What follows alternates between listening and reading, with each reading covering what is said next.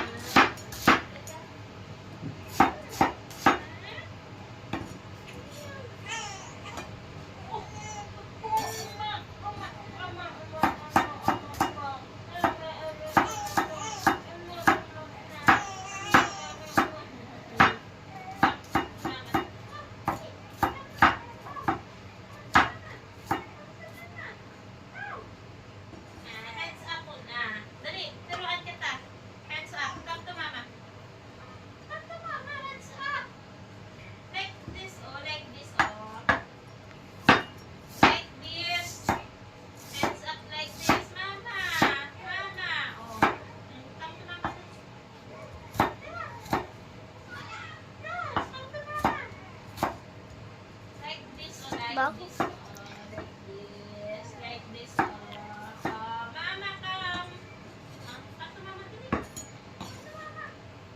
Mga sanggay, ngayon ay magluluto tayo ng lotong pacham. So meron tayo ditong native na manok mga sanggay.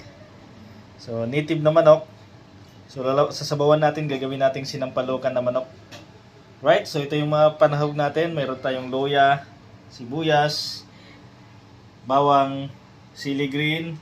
Tapos meron tayong bunga ng tamarindo at saka yung dahon ng tamarindo. Yung talbos ng tamarindo. Ayos mga sanggay, so lotong pacham lang ito mga sanggay. Kung meron kayong mas masarap na loto, mas maganda yon. Umpisahan na natin mga sanggay, let's go!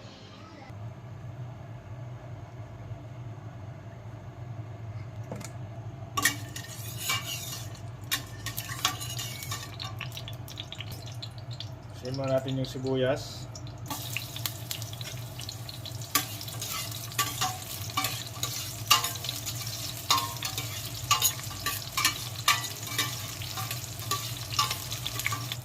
Tapos bawang.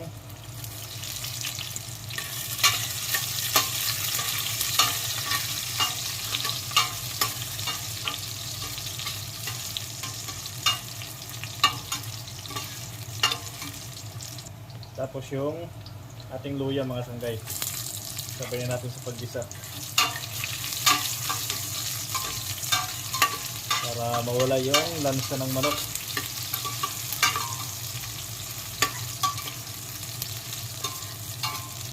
Ngayon, igisa na natin ang ating native chicken.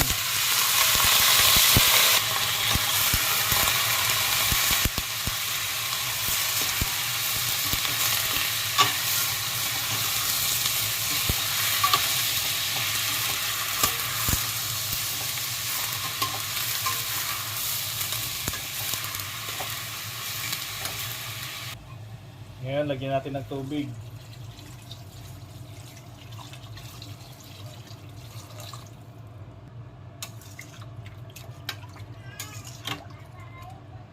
Tapos pakuluan natin to ng mga 30 hanggang 1 oras o kung kailan lumambot yung ating manok.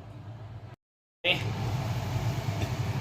Mga 1 oras ko pinakuluan kasi makunat na yung ating manok. So ito na yun, malambot na. Tanggalin lang natin yung mga bula-bula sa gilid. Ayan.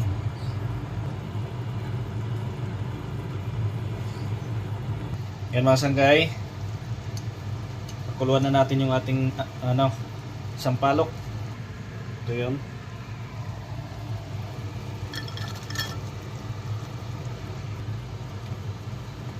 Pakuluan natin to hanggang sa maluto. Kasi dudurugin natin to mamaya. Pakuluan natin. sige. Okay na. So alright mga sanggay. Ito na yung ating sampalok. Durugin na natin ito.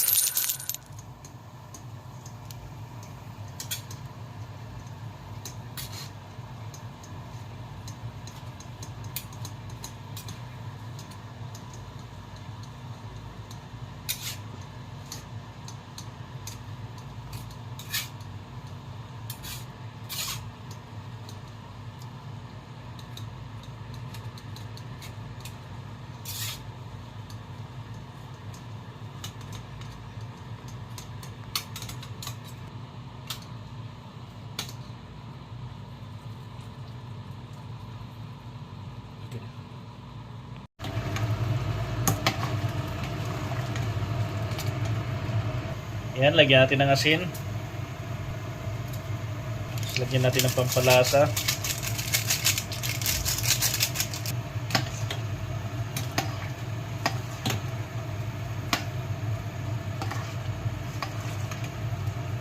Baka na mga sanggay. Tapos tikman natin kung okay na yung timpla. Okay na mga sanggay, masarap na. Yan, ibuhos na natin yung talbos ng sampalok.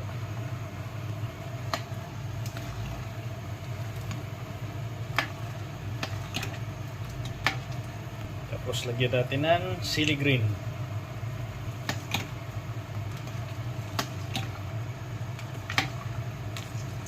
Right, ready to serve mga sanggay.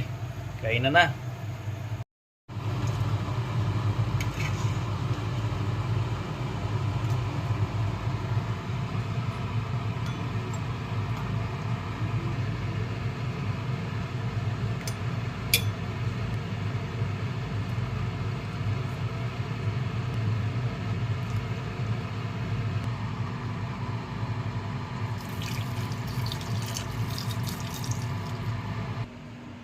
Okay na mga sanggay. Kainan na. Sinampalukang native na manok. Right.